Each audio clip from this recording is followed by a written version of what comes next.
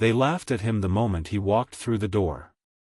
The polished marble floors gleamed under the bright office lights. The air smelled of expensive cologne and leather, the kind only the wealthiest men could afford. The boardroom was massive, floor-to-ceiling windows framed a breathtaking view of the city skyline. At the long, glossy conference table sat 6 of the most powerful business executives in the industry. Men who controlled millions, some billions. Men who made or broke careers with a single phone call. And at that moment, every single one of them was laughing. Not at a joke. Not at a brilliant business idea. They were laughing at him. The man who had just walked in looked entirely out of place. His suit was plain, cheap by their standards. His shoes were scuffed. No expensive watch gleamed on his wrist, no assistants trailing behind him. His face was unreadable, calm, unfazed. To them, he was nobody. One of the executives, a tall man with slick-back silver hair, smirked. He leaned back in his chair, tapping a gold pen against the table. "Are we being pranked?" he asked, glancing at the others. "Who let this guy in?" The others chuckled, shaking their heads. "He's probably here to serve coffee," another executive sneered. "Someone call security before this gets embarrassing." But the man didn't react. He simply took a step forward, unbothered by their mockery. A younger executive, dressed in a navy blue suit that probably cost more than a middle-class salary, rolled his eyes. "Look, pal, you've got the wrong room. This meeting is for serious people." The laughter continued. Some executives whispered behind their hands, amused. Others ignored him entirely, scrolling through their phones, as if his presence wasn't even worth their attention. And then, finally, he spoke. His voice was even, calm, but there was a weight to it, a quiet authority that made the air shift. "Are you sure about this?" The room went silent. It was the way he said it, not with anger, not with desperation, but with certainty. A quiet warning. A statement of fact. For the first time, the executives actually looked at him. Really looked. And for the first time, a flicker of unease crossed their faces. The silver-haired executive scoffed, but there was a slight hesitation in his voice now. "Sure about what, exactly?" The man didn't answer right away. Instead, he reached into his pocket and placed a single folded document on the table. "I suggest you read this," he said simply. The executives exchanged glances. The room was no longer filled with laughter. Something felt wrong. Very, very wrong. The silver-haired executive reached for the document, flipping it open. His face immediately lost its color. His hand trembled slightly as he scanned the words, his arrogance draining away in real time. The other executives leaned in, confused, then their expressions changed. One by one, their faces fell. What they saw on that paper changed everything. And in that moment, they realized. They had made a terrible mistake. The boardroom, once filled with arrogant laughter, now held a heavy silence. The only sound was the rustling of paper as the silver-haired executive's trembling fingers gripped the document. His eyes darted across the page, absorbing the words with growing horror. The other executives, sensing his change in demeanor, leaned in to see what had shaken him. "What is it?" one of them muttered. The silver-haired executive hesitated for a fraction of a second before snapping the folder shut and forcing a smirk. "It's nothing," he said, though his voice lacked its usual confidence. He slid the document across the table, keeping his movements measured. "A joke, obviously." A younger executive snatched the folder and flipped it open. His eyes widened almost instantly. What the hell? The tension was thick now. The calm, unassuming man, the one they had mocked, remained standing, hands in his pockets, watching them with an unreadable expression. He wasn't gloating. He wasn't smug. He was simply waiting. "All right, this is ridiculous, barked another executive, trying to shake off the unease creeping into his bones. He gestured toward the man. Who are you, exactly? Some consultant? An auditor? He scoffed. Or did someone send you in here to rattle us? Because if so, you're wasting your time. The man didn't answer. Instead, he took a slow step forward, the movement deliberate. His silence, his presence, it was unsettling. The silver-haired executive, still clinging to his bravado, let out a forced chuckle. Gentlemen, let's not let a little disruption ruin our meeting, he said, regaining a bit of his composure. His smirk returned, though it was thinner now, a little too forced. In fact, why don't we put this man to work? A few chuckles rippled around the room. The executive leaned forward, resting his elbows on the table. Tell me, sir, he said, his voice laced with condescension, do you happen to know how to make a decent espresso? Laughter. The confidence was coming back to them. The younger executive chimed in, grinning. Yeah, actually, I could use a double shot. Go ahead, be useful. The arrogance was returning, washing over their earlier unease. After all, they were at the top. Kings of the corporate world. This man? He was still a nobody in their eyes. The silver-haired executive turned to his assistant, a sharply dressed woman standing off to the side. Be a dear and bring the gentleman an apron, would you? More laughter. The assistant hesitated. She glanced at the mystery man, something uncertain in her eyes, but after a sharp look from her boss, she nodded and stepped toward the door. And then, the man finally spoke. Sit down. The words weren't loud. They weren't shouted. But they were absolute. The room went still. The assistant froze in place. The silver-haired executive's smirk faltered. Excuse me? The man's voice remained calm, but there was no mistaking the weight behind it. Sit down. No laughter now. The younger executive shifted uncomfortably in his chair. The silver-haired executive scoffed, trying to play it off. I don't think you understand who you're talking to. I do. The man's gaze didn't waver. I understand exactly who you are. And I understand exactly what you've done. Something in his tone, something undeniable, made the executive's stomach tighten. And then, before anyone could respond, the man reached into his briefcase and pulled out something small. A flash drive. He held it up between two fingers. Every meeting. Every transaction. Every deal you thought was off the record.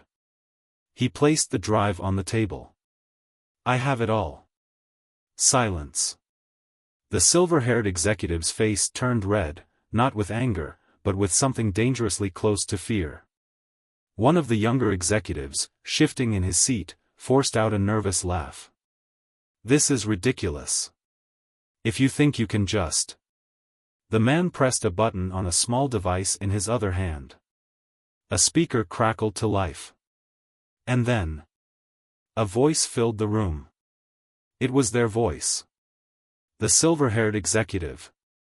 Talking about money laundering. Another voice. Another executive, laughing about cutting corners on safety regulations. Another. A casual admission of bribery. The men around the table froze. Because they recognized the recordings. The laughter was gone. Cliffhanger. The man leaned forward, looking each executive in the eye. And then, in that same calm voice, he asked. Would you still like that espresso? The air in the boardroom had changed. Just moments ago, it was filled with arrogant laughter, smug glances, and dismissive sneers. Now, it was silent. The executives sat frozen in their seats, eyes locked on the small flash drive on the table, the tiny device that held their downfall. The silver-haired executive, the one who had mocked the man the most, swallowed hard. His throat felt dry. His hands trembled slightly, though he clenched them into fists to hide it. The voice recordings had been real. Undeniable proof of their corruption. And the man standing before them, the man they had humiliated, knew everything. He had known before he walked into the room. Before they laughed at him. Before they ordered him to fetch coffee. He had come prepared. The younger executive, the one in the navy blue suit, forced a weak chuckle, though it sounded shaky. "All right," he said, leaning back, trying to regain some composure. "You've had your fun. Whatever this is, whatever little game you're playing, it's over." The man raised an eyebrow but said nothing. The younger executive gestured to the silver-haired boss. "Come on, you're not seriously rattled by this, are you?" He turned back to the stranger. "You walk in here, flash some random recordings, and expect us to just, what? Panic?" The silver-haired executive hesitated. "These could be doctored," he muttered, though his voice lacked conviction. "Edited."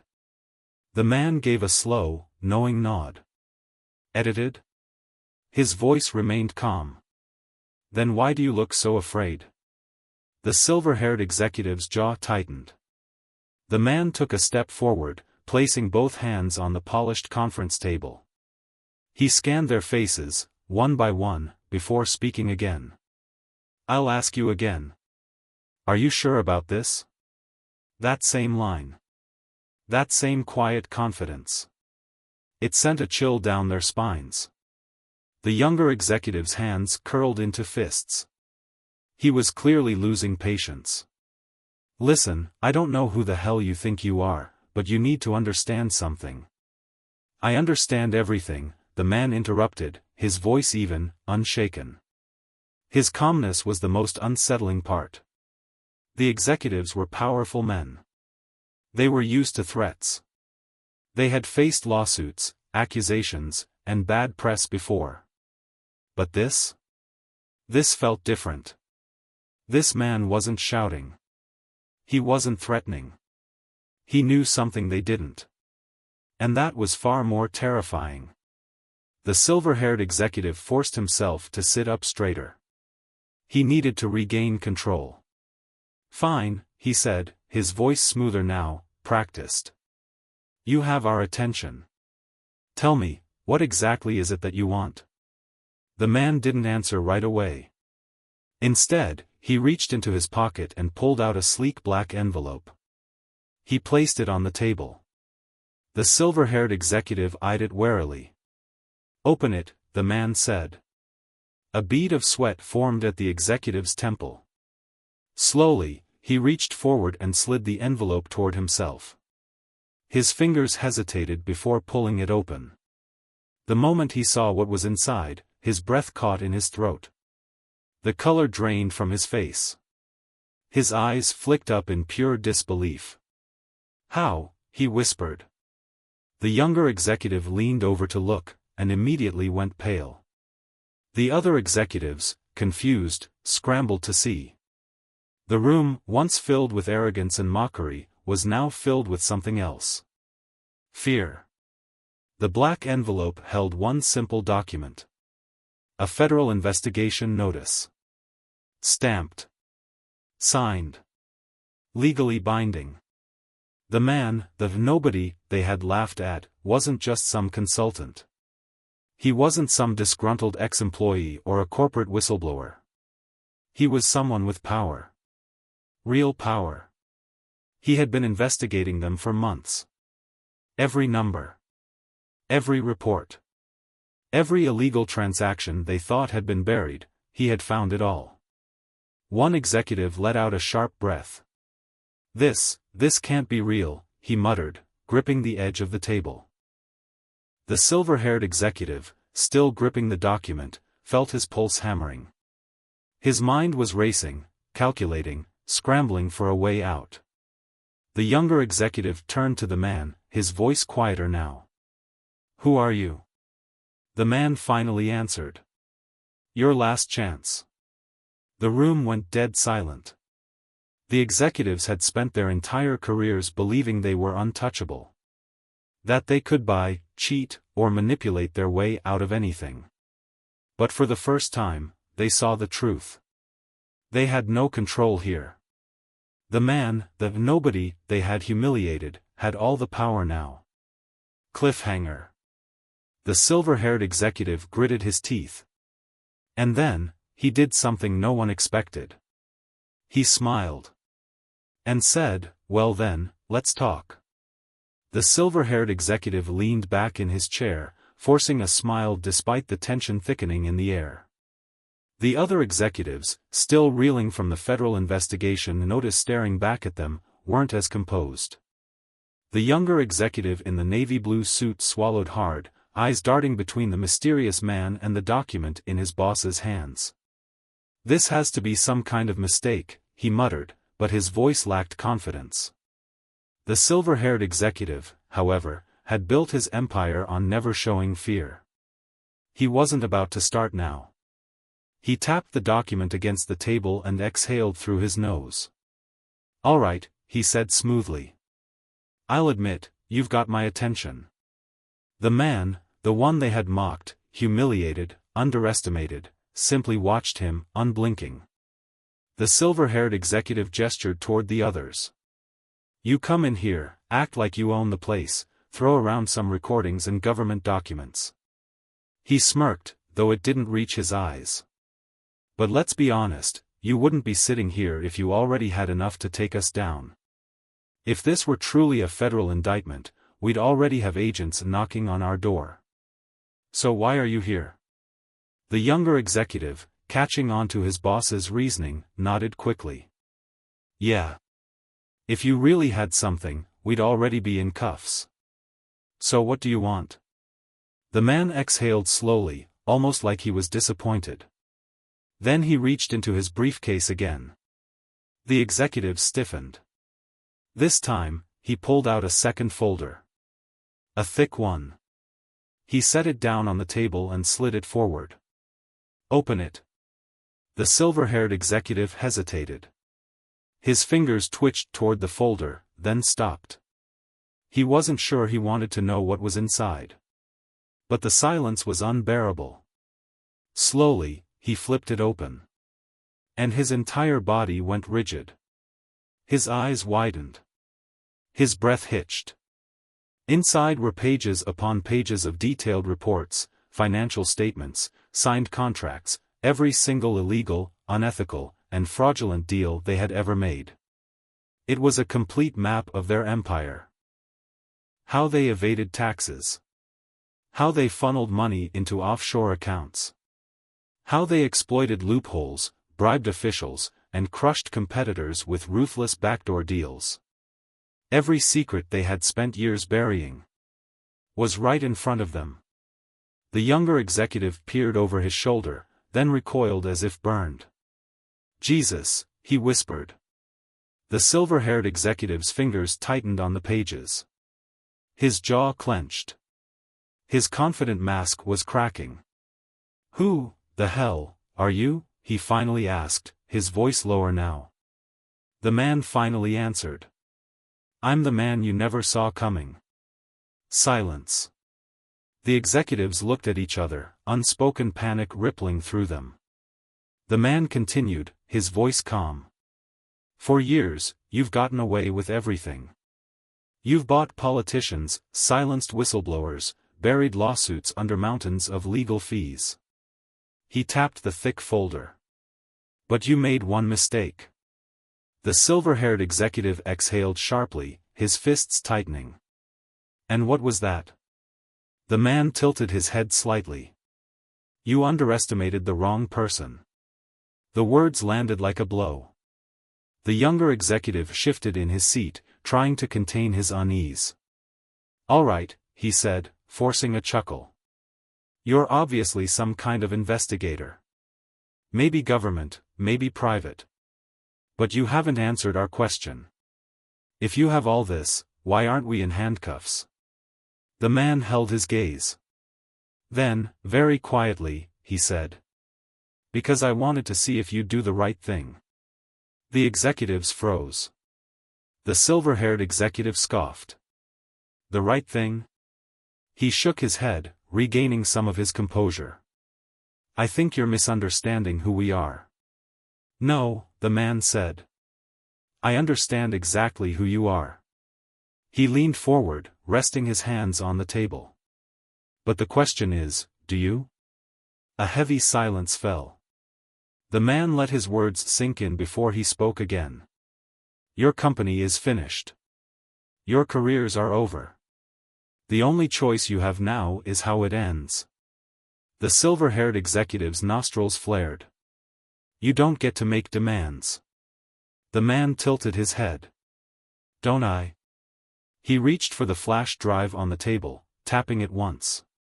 I have this information. The government has it. The media has it. Every employee you've stepped on, every competitor you've crushed, every innocent person you've stolen from, they're going to know. The silver-haired executive's face twisted in anger, but deep beneath it, there was fear. Real fear. The man stood up, adjusting his sleeves. I'm offering you a chance to walk away with what little dignity you have left. The younger executive let out a nervous laugh. And if we say no? The man gave a small, almost pitying smile. Then you'll see just how much power a nobody really has. Cliffhanger. The silver-haired executive slammed his fist on the table. And then, with eyes burning, he asked. What exactly do you want us to do? The silver-haired executive's fist slammed against the polished mahogany table, the sound echoing through the boardroom like a gunshot. For the first time in his life, he felt powerless. The other executives were equally shaken, their once arrogant postures slumped. Some stared at the thick folder of evidence, others at the flash drive that held their fate. The younger executive in the navy blue suit forced a smirk, but there was nervousness behind it now. All right, he said, exhaling. You've made your point. But you haven't answered my boss's question. His fingers drummed against the table. What do you want from us?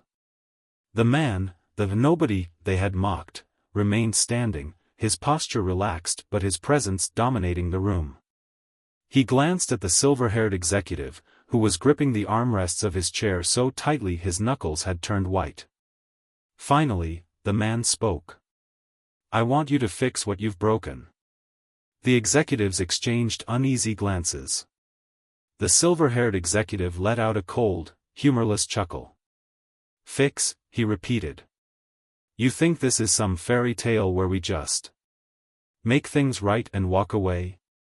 He shook his head. You clearly don't understand how business works. The man didn't react to the condescension. He simply reached into his briefcase again, this time, pulling out a third document. He slid it across the table.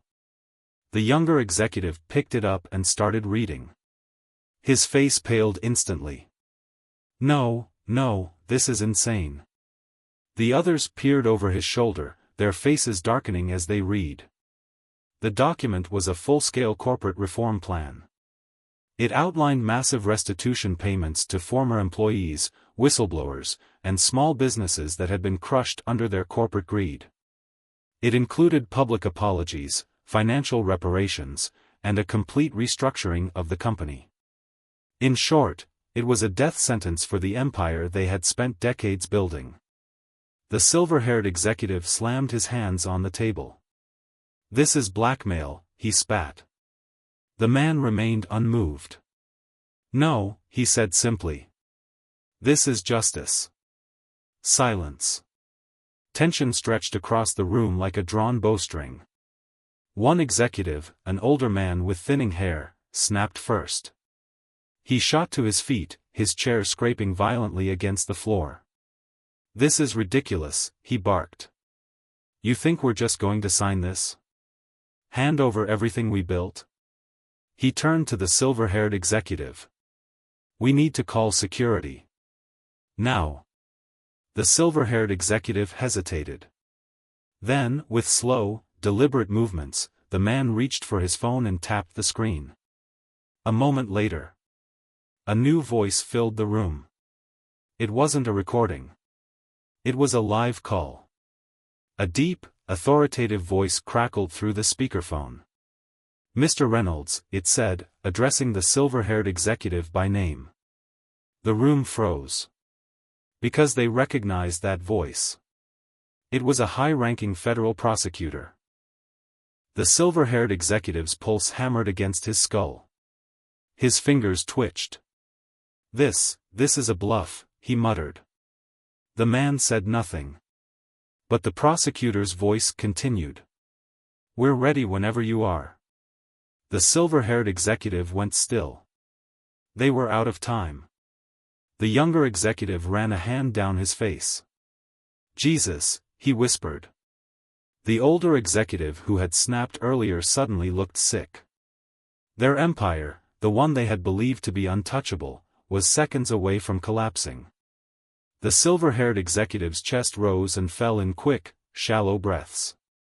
His mind was racing, calculating. Then, his jaw clenched. His lips curled into a defiant sneer. "Fine," he said. "You want war?" His voice was low, dangerous. "You'll get one." The man tilted his head slightly. "I wouldn't do that if I were you." The silver-haired executive narrowed his eyes. "Oh." He leaned forward, his rage boiling over. "You think you can walk into my boardroom, throw some papers around, and scare me into submission?" His teeth bared. "I don't bow to nobodies." The younger executive flinched. That was a mistake. The room felt colder. The man's eyes, calm until now, seemed to darken. He slowly leaned in, placing both hands on the table. Then, in a voice quiet but razor-sharp, he said, "That was your last mistake." And then, he pressed a button. Cliffhanger. A loud knock thundered against the boardroom door. And then, the door swung open. Men in dark suits flooded in. And the executives realized, it was over. The boardroom door swung open with a force that made the younger executive flinch. Men in dark suits poured into the room, their movements precise, deliberate. They weren't security. They weren't assistants. They were federal agents. The silver-haired executive's face drained of color. The younger executive shot to his feet, stepping back so fast that his chair toppled over. One of the agents, a broad-shouldered man with an unreadable expression, stepped forward. He reached into his jacket and pulled out a warrant. His voice was steady. "Federal Bureau of Investigation. We're here to execute a search and seizure order." A stunned silence followed. The untouchable executives, the same men who had laughed and mocked the stranger just minutes ago, sat frozen in place. They had controlled everything for years. But now? Now they were the ones being hunted. The silver-haired executive's chest rose and fell sharply as his mind scrambled for an escape. His voice cracked. He forced a breath and tried again. "This is outrageous." The agent didn't blink. "No, Mr. Reynolds. What's outrageous is the amount of financial fraud, tax evasion, and corporate corruption you and your associates have engaged in." He placed the warrant firmly on the table. "And as of this moment, your assets are being frozen." A strangled noise came from one of the executives down the table. His life savings, gone. The younger executive's eyes darted toward the mysterious man, the nobody they had mocked. He did this. He was still standing there, calm. Unshaken. He had planned this from the beginning. The silver-haired executive's jaw clenched. "I have lawyers," he hissed. "You think I don't have connections?" The man finally spoke. "Call them." The silver-haired executive faltered. The man continued. "Go ahead. Call them. See how many still pick up." Something about the way he said it sent a chill down the room. The younger executive fumbled for his phone. His fingers were shaking. He dialed a number, his lawyer. Ring. Ring. straight to voicemail. He tried another. Same result. A third. Nothing. His breath hitched. His hands began to tremble. The older executive, the one who had snapped earlier, reached for his own phone, panic setting in. His face fell as he saw the messages flooding in. Clients pulling out. Stocks plummeting. Partners disappearing. It was happening. Their empire was collapsing in real time. The silver-haired executive refused to accept it. His voice rose, desperate now. You think you can take everything from me? His chair screeched against the floor as he stood abruptly. The agent merely took out a second folder and dropped it onto the table. It's already gone. The silver-haired executive's hands clenched into fists. His face was red, his breathing erratic. He had never been powerless before. He didn't know how to handle it. You think you've won? His voice cracked as he looked at the stranger. You think this makes you powerful? The man didn't flinch. He let the words hang in the air for a moment before replying. Power isn't about control. It's about accountability. Silence. Heavy, suffocating silence. And then. The agent motioned to his team. Mr. Reynolds, stand up. You're under arrest. The silver-haired executive's eyes snapped wide. No, he whispered. But the younger executive was already backing away from the table. His hands were up, his face pale. I didn't know, he stammered. He looked at the stranger. I swear, I didn't know how deep this went. The man regarded him for a long moment. Then he finally spoke. You never bothered to look. The younger executive's face crumbled. Two agents stepped forward and pulled the silver-haired executive from his chair. His struggle was useless. For years, he had built an empire.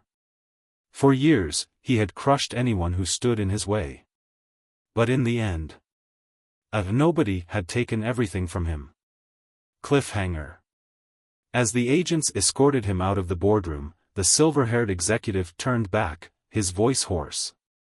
His eyes locked on the man, the one who had done this. And he asked, "Who are you really?" The man watched him for a long moment. Then, finally, he answered. The consequence of your own arrogance. The silver-haired executive's face fell. And just like that, he was gone. The silver-haired executive was dragged out of the boardroom, his furious protests drowned out by the clicking of handcuffs. The once powerful man, who had controlled boardrooms, crushed competitors, and made fortunes with the flick of a pen, was now just another criminal being led away. The younger executive slumped into his chair, face pale, his expensive suit suddenly feeling far too tight. Around the table, the other executives sat motionless, their world crumbling in real time. One of them, a bald man who had spent his career manipulating stock prices, let out a shaky breath. He turned to the man, the nobody they had mocked, and in a voice barely above a whisper, he asked. How long have you been planning this? The man, still standing, adjusted his sleeves. Long enough. The bald executive swallowed hard. Did you ever work for us? The man paused, considering the question. Then, very quietly, he said. No. Confusion rippled through the room. The younger executive frowned. Then, why? The man finally sat down, the very seat the silver-haired executive had occupied minutes ago. He leaned forward, lacing his fingers together. His voice was steady. Because I don't believe men like you should get away with it. A heavy silence. Outside the boardroom, the sound of chaos echoed down the hall. Agents were seizing computers, emptying file cabinets, and locking down access to offshore accounts. The empire these men had built, brick by corrupt brick, was being dismantled before their very eyes. The younger executive let out a hollow laugh, running a hand through his hair. You don't understand, he muttered.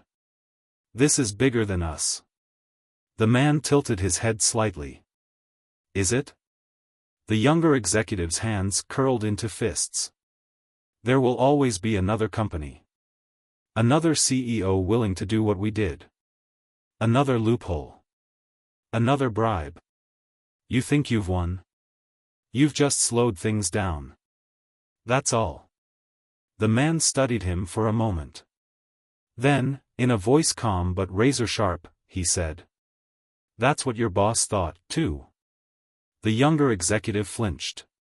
His boss, the silver-haired executive, had spent decades believing he was untouchable. And yet, he was gone now. It finally sank in. This wasn't a temporary setback. This was the end. The bald executive leaned forward, his voice hoarse. What happens to us? The man didn't answer right away. Instead, he reached for his briefcase one last time, pulling out 4 more folders. One for each of them. He slid them across the table, the sound of paper scraping against wood sharp and final.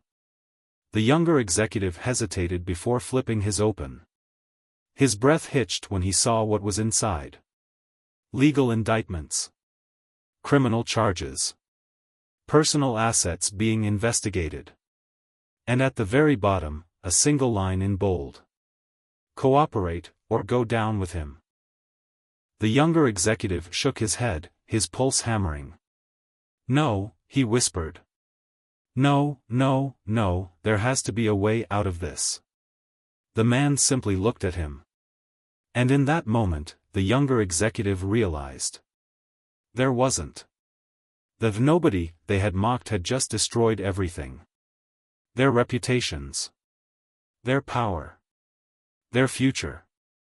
And the worst part? He never once raised his voice. Cliffhanger. The man stood up, adjusting his cuffs. Before leaving, he said one last thing. Arrogance built your empire. He turned to the younger executive. But arrogance also made you blind. And with that, he walked away. The boardroom door closed softly behind the man, leaving behind a suffocating silence. The remaining executives sat in stunned disbelief, staring at the documents that sealed their fate. No deals. No secret handshakes. No way out. The younger executive clenched his fists, his entire body trembling. This can't be happening. His voice was barely above a whisper. But it was. The silver-haired executive, their leader, had been led away in handcuffs. The company, once a fortress of wealth and power, was collapsing. And the man responsible? He had walked away as if it had been nothing at all. The bald executive let out a long, slow breath, pressing his fingers against his temple. We should have seen it coming. The younger executive snapped his head up. What? The bald executive shook his head. We should have known. You don't get away with this forever. He gestured toward the papers in front of him. Look at this. He's been watching us for years. And we never even noticed him. The younger executive gritted his teeth. We were supposed to be untouchable. The bald executive scoffed. No one is untouchable. The younger executive pushed himself up from his chair, pacing, his hands running through his hair. This isn't over, he muttered. There's still a way out. The bald executive just stared at him. Is there? Outside the boardroom, they could hear agents packing up evidence, computers being confiscated, secretaries whispering in shock. This wasn't a scandal. This was the end. The younger executive's breathing became ragged. His mind raced. There had to be a way to fix this. But the bald executive leaned back in his chair and closed his eyes. There's nothing left, he said quietly. For the first time in his life, the younger executive felt something unfamiliar. Fear. Fear of losing everything. Fear of being powerless. And worst of all, fear of being forgotten. The bald executive finally looked at him again. Do you even remember his name? The younger executive frowned. What? The man. The one who did this. The bald executive exhaled. Do you remember his name? Silence. The younger executive froze. His lips parted slightly, but no words came out. He didn't. He had never bothered to learn it. And yet, that same man had just destroyed them. His stomach twisted. For years, they had ignored people like him. Looked down on them. Treated them as invisible. And now? One of them had been their undoing. The younger executive sat back down slowly. His shoulders slumped. This is real, isn't it? He whispered. The bald executive just nodded. The younger executive looked down at the indictment papers in front of him. His name, printed in bold. A list of charges beneath it. The weight of it hit him all at once. His career. His wealth. His legacy. Gone. And the worst part? He realized, too late, that it had never been his to begin with. Everything he had built had been on lies, deception, and arrogance. And arrogance had blinded him. Now, the only thing left to do was face the consequences. Cliffhanger. The younger executive's hands trembled as he reached for his phone. He had one last call to make. But as he dialed, his chest tightened. Would anyone still answer? The younger executive sat at the long boardroom table, his phone gripped tightly in his trembling hands. He had spent his life making calls that controlled people. Calls that sealed deals, crushed competition, and made millions. But this call? This one felt different. The phone rang once. Twice. 3 times. Then. Voicemail. His throat tightened. He tried another number. Nothing. One by one, the people he had relied on, lawyers, investors, allies, were now gone. Abandoning him as quickly as he had abandoned others. He let the phone slip from his fingers onto the table. For the first time in his life, he was truly alone. Across from him, the bald executive let out a long sigh. Looks like we finally got what we deserved. The younger executive clenched his jaw. No, he whispered. This wasn't supposed to happen. The bald executive just gave him a tired look. Wasn't it? Outside, the sound of chaos had quieted. The federal agents were finishing their work. Their empire, the one built on arrogance, greed, and unchecked power, was being dismantled brick by brick. The younger executive buried his face in his hands. We could have fixed this, he muttered. We could have done something. The bald executive shook his head. When? He asked. When we ignored the warnings? When we laughed at the people who told us to stop? He leaned back, looking toward the door where the man, the nobody they had mocked, had stood just moments ago. No, he said quietly. Our chance to fix things ended a long time ago. The younger executive's chest ached. Because deep down, he knew it was true. For years, they had thought themselves untouchable. That their wealth and status made them above consequences. But power isn't in money. It's in character. And they had none. Now, they were nothing. The younger executive swallowed hard, his voice barely a whisper. What happens to us now? The bald executive exhaled, glancing down at the legal documents in front of him. We pay for what we did. And for the first time, the younger executive didn't argue. He simply nodded. Because he finally understood. The world they had built had been a lie. And in the end, it had crushed them. Epilogue, a different kind of power. The man, the nobody who had taken down an empire, walked out of the building without looking back. His job was done. No headlines would have his name. No interviews. He didn't need the world to know. Because real power isn't about recognition. It's about doing what's right. And as he stepped into the street, blending into the crowd, he smiled. The mighty had fallen. And justice had prevailed.